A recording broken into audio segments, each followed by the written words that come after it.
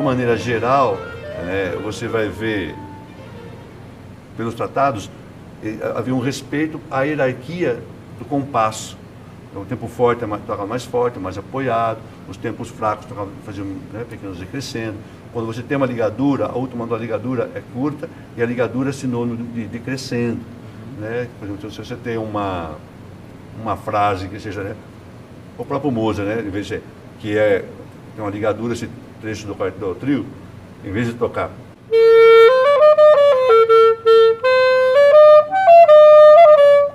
não tocaria assim. Está escrito uma dinâmica só. Mas como tem as ligaduras, tem os decrescendos naturais que os tratados indicam. Né? E mais apoio no primeiro tempo do compasso. Né?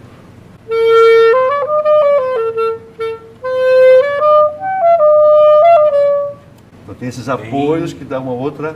bem diferente do que... É muito mais do que o que está só escrito. É muito mais... Que interessante. Então a gente pode dizer que na época que Mozart viveu, a clarineta era desse jeito. A clarineta, exatamente. Ela não tem essa chave, menos a clarineta que foi escrito o concerto. O concerto foi escrito com um instrumento um pouco diferente, né? É o bacete clarinete, né? Que vai o mais grave, uma terça abaixo. Aí ele tem mais chaves daí. Tinha mais chaves. Aí ele tem mais 4 notas o grave, né? Ele vai ter o dó. E essa relação desses instrumentos sempre tem essa relação muito forte, né? Do clarinetista com o compositor e o clarinetista com o luthier. Né? Então o luthier, o clarinetista que trabalhava com o Mozart é o Stadler. E ele trabalhava diretamente com um construtor de clarinetas, o luthier, que é o Lotz. Esse instrumento aqui é uma cópia do instrumento do Lotz. O original está no museu na Suíça.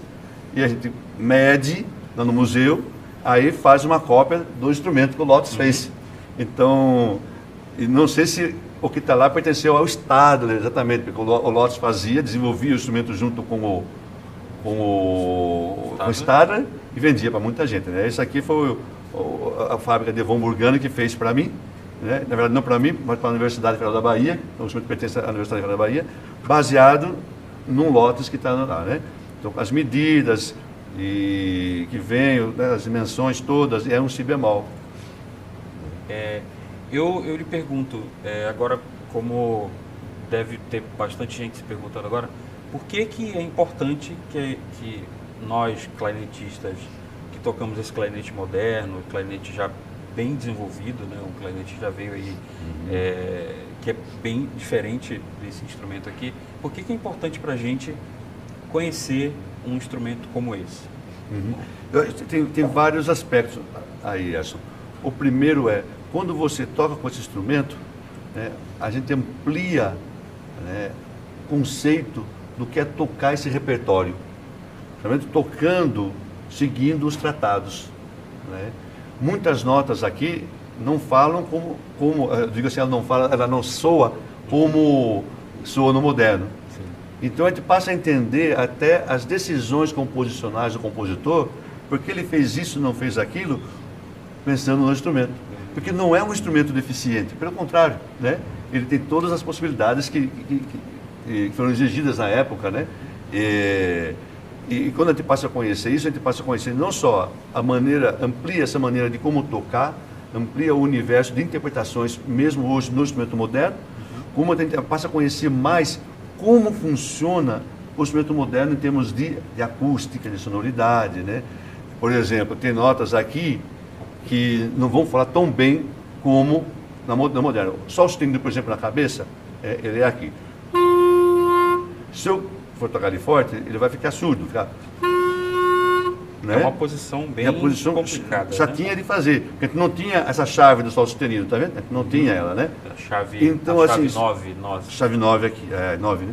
Então, assim, como que se tocava, como se resolvia esse problema? Não adianta eu ter todas as notas que antecedem e que sucedem o sol sustenido num trecho da música e querer igualar esse sol sustenido às demais notas. Isso vai ser impossível acusticamente. Sim. Então, o próprio procedimento que era colocado pelos tratados, a gente vê, é de as notas que antecedem o sustenido se adaptarem, né, ao som do sol sustenido. Por exemplo, na sonata de Vienne, nós temos sol sustenido. Então temos...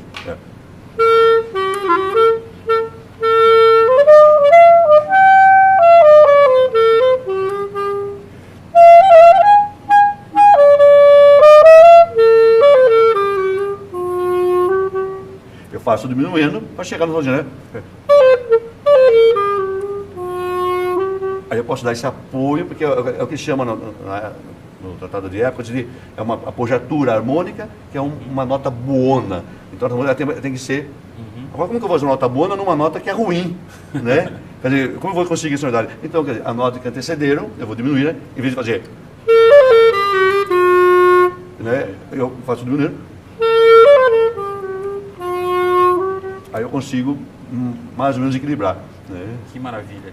Então, assim, quando a gente passa a tentar tocar o repertório de época nesse instrumento, a gente passa a entender um pouquinho melhor, né, em termos, o conceito nosso de sonoridade, de interpretação, de como tratar. A gente descobre novas estratégias, né, e procedimentos de como interpretar não só o repertório de época, como os que vieram depois.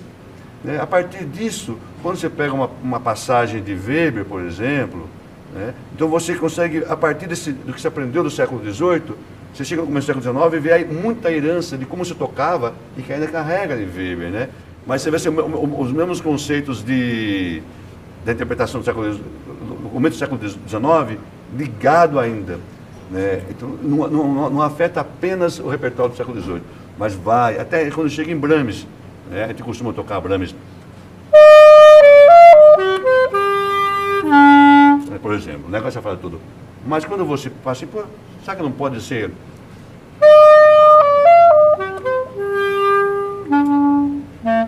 Aí, quer dizer, uma série de coisas, dizer, essa ampliação da maneira de ver e conceber a música, que afeta a maneira de tocar ela, né? Com essas novas estratégias, essas novas... né? Essa ampliação toda ajuda nos demais repertórios, abre mais caminhos, né, para a gente tocar. E...